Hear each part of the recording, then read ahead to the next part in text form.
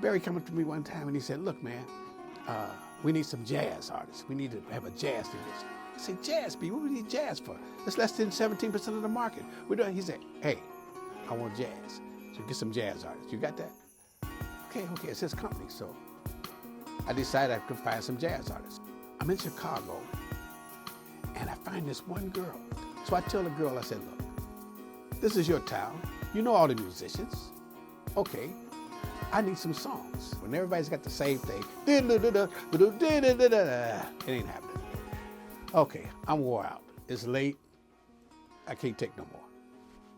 They want to eat. They order some pizza. The pizza guy comes. It's late, like about 1 o'clock in the morning. He's walking down, white boy. I said, hey man, you coming at this hour delivering pizzas on the south side of Chicago? You crazy? He said, I heard the music down the hall and you guys looking for songs and stuff. I said, man, why don't you leave that pizza and get out of here? He said, no, man. I mean, I heard you guys was playing. I thought maybe I'm a songwriter and all that. And he kept talking and talking. And I said, hold it. I told the guy at the piano, get up.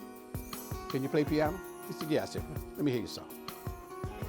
The guy sits down on the piano, makes an arpeggio. He starts singing. For once in my life, I have someone who needs me. I said, stop, man. You wrote that song? He said, yeah. I said, you got any more? He said, yeah. He started, I said, don't play it. I reached in my pocket, pulled out the money for the pizza. Then I peeled off another $100. I said, you meet me at the airport. I'll take you to Detroit and make you a songwriter. He had the money in his hand. At this point, the guys in the apartment said, hey man, you must be crazy. That guy's not gonna meet you. You just throw away $100. Some kind of fool or something. Ron turned to me and he said, suppose I don't show up. I said, I lose $100, you lose a career. That was it. He walked away. I'm at the airport and I look up, here he come walking down the aisle. We fly to Detroit. I take him right into the studio, go to the finance department. I said, listen, I want you to make him a check out for the payroll.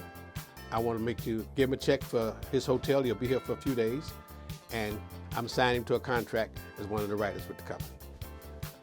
Well, the finance guy thought I had lost my mind. And he said, what? And I just looked at him and walked away. About 20, 30 minutes later, Barry comes over to my office. He said, man, what are you doing? Wait a minute, BG. Hang on one second. I say, Ron, come here. Play that song you played for me in Chicago. Ron sat down at the piano. For once in my life, I have someone who needs me, someone I needed so long. For once unafraid, he started crying. That's when life leads me, long as I know. Barry say, stop. He looked at me. He looked at Ron. He just walked out of the office. Mickey turned out to be the greatest A&R man ever.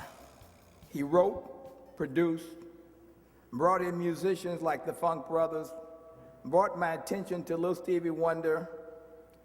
He even brought in a pizza delivery guy who was a writer who wrote the biggest standard song we had, a song called For Once in My Life. His name was Ron Miller.